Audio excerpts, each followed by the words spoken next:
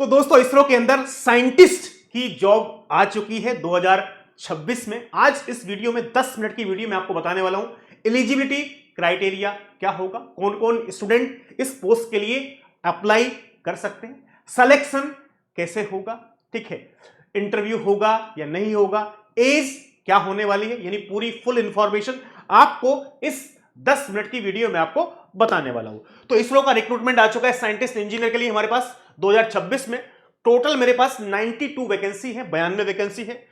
और रिक्रूटमेंट जो हो रहा है वो गेट 2025 या गेट 2026 के स्कोर कार्ड के बेसिस पे हो रहा है, यानी इसका कोई अलग से एंट्रेंस एग्जाम इस बार नहीं होने वाला है। 2025 का यदि आपने गेट लिखा है, 2026 का गेट लिखा है, तो आप इस पोस्ट के लिए अप्लाई कर सकते हैं। ऑनलाइन एप्लीकेशन 28 जुलाई से 17 अगस्त तक, यानी आप फॉर्म फिल कर सकते हो। आज 29 जुलाई है, यानी ऑलरेडी कल से स्टार्ट हो चुका है। तो लेवल 10 की हमारे पास ये दोस्तों जॉब है, shortlisting through valid GATE score 2025 या 2026 के स्कोर से हमारे पास ये वैकेंसी आपको फिल की जाएगी।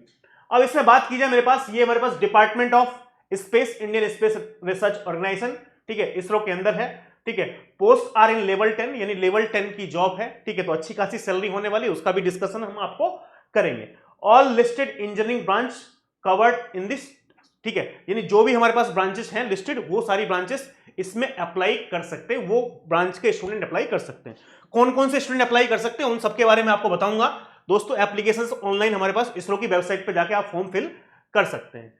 तो यहां से मेरे पास इलेक्ट्रॉनिक्स की बात की जाए, इनका पोस्ट कोड है BE001, ठीक है। इलेक्ट्रॉनिक्स वैकेंसी मेरे पास 34 है, यानी गेट पेपर ईसी। तो गेट पेपर ईसी वाले बच्चों के लिए 34 वैकेंसी है। अब यहां पे सबसे ज्यादा वैकेंसी इसरो के अंदर देखा जाए तो यार किसकी है, हमारे पास इलेक्ट्रॉनिक्स की है। दूसरा नंबर मैकेनिकल का 26 वैकेंसी है, मैकेनिकल का गेट पेपर। कंप्यूटर साइंस की बात किया 13 है, सीएस का गेट पेपर। सिविल की मेरे पास 10 वैकेंसी है, इलेक्ट्रिकल की मेरे पास 4 है, ठीक है। रेफ्रिजरेशन एंड एसी की हमारे पास, ये मेरे पास 2 पोस्ट है, आर्किटेक्चर की 2 पोस्ट है, और सिविल पीआरएल की मेरे पास 1 पोस्ट है। तो यानी टोटल मेरे पास 92 वैकेंसी है, 92 वैकेंसी है। ये टेंटेटिव है, यानी इसमें घट बढ़ थोड़ी हो सकती है, ठीक है, फाइनल अभी ये नहीं है, ठीक है। ये ऑफिशियल नोटिफिकेशन जैसे कि आपको दिख रहा है कि वहां से हमने स्क्रीनशॉट ले रखा है, ठीक है। तो 34 इलेक्ट्रॉनिक्स की, कोई 26 मैकेनिकल की, कंप्यूटर साइंस की 13, ये हमारे पास मैंने आपको बता दिया है कि भैया यहाँ posting centres mentioned across branches including Bangalore, हो सकती है पोस्टिंग आपकी हैदराबाद हो सकती है, अहमदाबाद हो सकती है, जो भी हमारे पास पोस्टिंग तिरुवनंतपुरम में भी हो सकती है, जो भी हमारे पास पोस्टिंग भैया दी हुई है यहाँ पे हमारे पास इन जगह आपकी पोस्टिंग हो सकती है। तो पहले से ही आप अपनी लोकेशन देख लें कि यहाँ पे आप पोस्टिंग लेने के लिए रेडी हैं या नहीं है, ये लोकेशन आपके लिए सूट करेगी या नहीं करेगी, तभी आप अप्लाई करें, ठीक है। तो वैकेंसी मेरे पास टेंटेटिव है, इंक्रीज भी हो सकती है, डिक्रीज भी हो सकती है, इसरो इसमें घटा बढ़ा सकती है जैसा कि आपको बताया गया, लेकिन वैलिड गेट स्कोर आपके पास होना चाहिए, ठीक है। तो ये मैंने आपको बता ही दिया। हमारे पास एलिजिबिलिटी गेट पेपर, कौन कौन से पेपर एलिजिबल है। कंप्यूटर साइंस की बात की है, बीटेक आपने कंप्यूटर साइंस में किया हो या आईटी में किया हो, मैकेनिकल में आपने बीटेक किया हो, इलेक्ट्रॉनिक्स में आपने बीटेक किया हो, सिविल में आपने बीटेक किया हो, इलेक्ट्रिकल में आपने बीटेक किया हो। Minimum marks 65% average of all semester, यानी सबसे अच्छी बात यह है, सबसे मजे की बात यह है कि यहां पे भैया 60% मार्क्स पे एलिजिबल नहीं है आप, यहां पे 65% से ऊपर आपके होने चाहिए, और CGPA 6.84 on A 10 point scale, 10 point के स्केल पे आपका 6.84 या तो सीजीपीए होना चाहिए। यदि आपके कॉलेज में सीजीपीए सिस्टम चलता है तो आपका सीजीपीए 6.84 या उससे ऊपर होना चाहिए, या हमारे पास आपका यदि परसेंटेज चलता है तो 65% से ऊपर आपके होने चाहिए, तभी आप इस पोस्ट के लिए, इसरो के लिए एलिजिबल हैं, अदरवाइज आप इसरो के लिए एलिजिबल नहीं होंगे। बात आती है सर एज लिमिट क्या होनी चाहिए। एज लिमिट की बात की 28 साल हमारे पास एज लिमिट है इसकी, ठीक है। तो यानी कैटेगरी की बात की जाए जनरल या ईडब्ल्यूएस में मेरे पास बोर्न ऑन आफ्टर 18/8/1998, इसके बाद ही हमारे पास यदि आपका जन्म हुआ है तो आप भैया इस पोस्ट के लिए एलिजिबल हैं। ओबीसी 1995 के बाद आपका जन्म हुआ है तो आप एलिजिबल हैं। एससी एसटी में बात कीजिए तो मेरे पास 1993 के बाद यदि आपका जन्म है तो आप एलिजिबल हैं, ये हमारे पास एज लिमिट है। जनरल ओबीसी की 28 साल है, और बाकी में हमारे पास आपको पता ही कि एज रिलैक्सेशन यहां पे रहता ही रहता है, यानी ओबीसी में 3 साल का रिलैक्सेशन है, और यहां पे देखा जाए मेरे पास तो यहां पे 5 साल का रिलैक्सेशन हमारे पास एससी एसटी को दे दिया गया है, जो कि नॉर्मली हमारे पास सारी गवर्नमेंट जॉब में ही रहता है कि एससी एसटी को 5 साल का आपको मिलता है। ठीक है, ऑनलाइन रजिस्ट्रेशन 27 जुलाई से आपको स्टार्ट हो जाएंगे। ठीक है, क्लोज कब होंगे? 17 अगस्त को। तो काफी अच्छा खासा समय दिया हुआ है, यानी 20 दिन के आसपास का समय आपको दिया गया है फॉर्म आप फिल करने के लिए। तो आप 20 दिन के अंदर में फॉर्म फिल कर सकते हैं। Last date for fee payment, fee जो आपको पेमेंट करना है उसकी आखिरी तारीख 19 अगस्त रखी गई है। सर फीस कितनी है? तो एप्लीकेशन फीस की बात की है 250 नॉन रिफंडेबल है, यानी आपने यदि फॉर्म फिल कर दिया तो ये फीस आपकी रिफंड नहीं होगी। ठीक है, कलेक्टेड ऑनलाइन वाया, ठीक है, भारत कोस्ट। ठीक है, ऑनलाइन आप इसको पेमेंट भी कर सकते हो। Women, SC ST, ex serviceman and PWD candidate are, यानी कहने का मतलब क्या है, यदि वुमेन है या SC ST है या एक्स सर्विसमैन है उनकी कोई फीस नहीं चार्ज होगी, यानी फीस जो है वो जनरल में हो या OBC में हो या आप यहाँ पे EWS में, तो आपको 250 रुपए दोस्तों यहाँ पे लगने वाला है। किसी भी क्रेडिट कार्ड आप UPI किसी से भी आप इसका भुगतान कर सकते हैं, कोई बड़ी बात नहीं है। ठीक है, गेट स्कोर बेस्ड स्कोरिंग, ठीक है, apply online on ISRO website पे आपको अप्लाई करना है। ठीक है, enter correct GATE score, correct GATE score आपको एंटर करना है। ठीक है, ICRB वेरीफाइज गेट डिटेल्स, यानी यहां पे आपको गेट की डिटेल्स वेरीफाई होंगी। ठीक है, उसके बाद शॉर्टलिस्टेड फॉर इंटरव्यू, इंटरव्यू के लिए आप शॉर्टलिस्टेड हो जाएंगे और उसके बाद फाइनल मेरिट आफ्टर इंटरव्यू, यानी इंटरव्यू के बाद आपको फाइनल मेरिट लगेगी। तो सिलेक्शन का प्रोसीजर यही है, आप फॉर्म फिल कीजिए।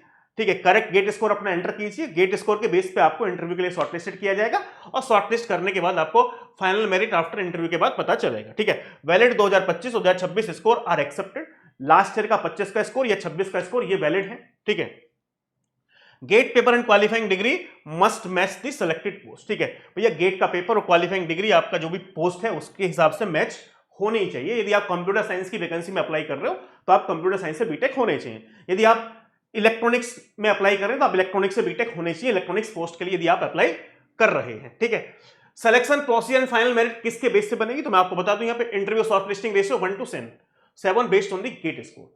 तो गेट स्कोर के बेस पे 1:7 को कॉल किया जाएगा। जैसे कि मान लो यदि 10 वैकेंसी है तो 70 बच्चों को इंटरव्यू के लिए बुलाया जाएगा। तो ये सबसे अच्छी बात है कि भाई गेट का जो स्कोर कार्ड है उसका वेटेज कितना, ये बहुत इंटरेस्टिंग है। 7 गुना बच्चों को बुलाया जा रहा है। तो यहाँ पे टेक्निकल या एकेडमिक नॉलेज 40 नंबर की होगी, general awareness in specialise area 20 number का होगा। ठीक है, प्रेजेंटेशन कम्युनिकेशन के 20 नंबर का, कॉम्प्रिहेंशन 10 नंबर का, एकेडमिक अचीवमेंट 10 नंबर का, टोटल ये तो 100 नंबर का हो गया। ठीक है, यहां पे मेरे पास इंटरव्यू एट्रीब्यूट। ठीक है, कैटेगरी EWS गेट 50%, इंटरव्यू 50%, यानी यहां पे सिलेक्शन फाइनल कैसे होगा? तो भैया फाइनल सिलेक्शन ऐसे होगा, 50% गेट स्कोर आपका किसका मैच किया जाएगा?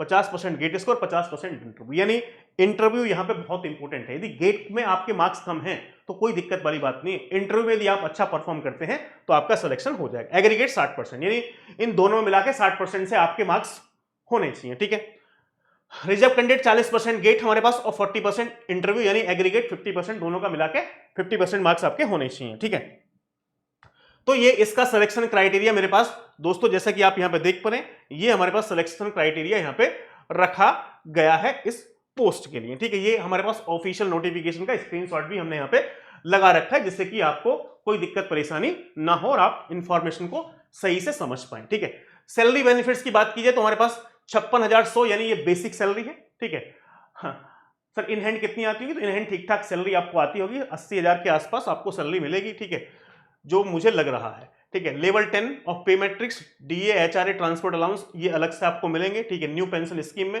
ठीक है, तो ये सब मेडिकल बेनिफिट, ठीक है, merit promotion scheme for career growth, बहुत सारी स्कीम्स आपको मिलती हैं, बहुत सारे बेनिफिट्स आपको मिलते हैं यदि आप गवर्नमेंट एम्प्लॉय होते हैं। तो इस सैलरी आपको 80,000 के आसपास आपको इन हैंड देखने को मिलने वाली है। ठीक है, अप्लाई करने से पहले क्या क्या है? Choose the correct post and code for discipline, ये ध्यान रखें कोड को दिया हुआ है, यानी किस पोस्ट के लिए कौन सा कोड है। Use the matching GATE paper code, ये ध्यान रखना, CSEC मैकेनिकल। ठीक है, upload photo plus signature in JPG and GATE score card in PDF। GATE score card आपको PDF फॉर्मेट में अपलोड करना पड़ेगा।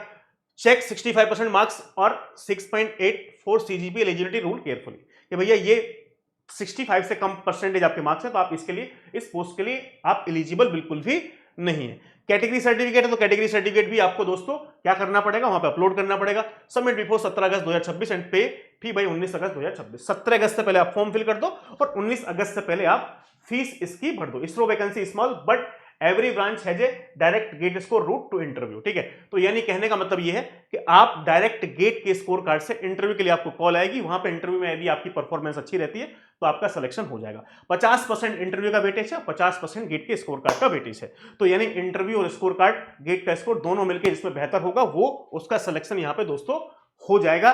तो ये वैकेंसी हमारे पास थी, इंफॉर्मेशन मुझे आपको बतानी थी, मैंने आपको बताया। ठीक है, ये इंफॉर्मेशन आपको कैसी लगती है कि भाई ऐसी अपडेट आपको रेगुलर बेसिस पे आती रहनी चाहिए? तो दोस्तों इस वीडियो के कमेंट में जरूर बताना। तो मेरा नाम है अंकित डोयला, ठीक है, और मैं दोस्तों आपको पढ़ाता हूं theory of computation, compiler design और कंप्यूटर नेटवर्क। ठीक है, आप मेरी प्लेलिस्ट चेक कर सकते हैं, अनअकैडमी के प्लेटफॉर्म पर अवेलेबल है। ठीक है, बेस्ट क्वालिटी कंटेंट आपको अफोर्डेबल प्राइस में अनअकैडमी प्लेटफॉर्म देता है। यदि आप पढ़ना चाहते हैं तो अनअकैडमी के प्लेटफॉर्म से जुड़ सकते हैं। Thank you.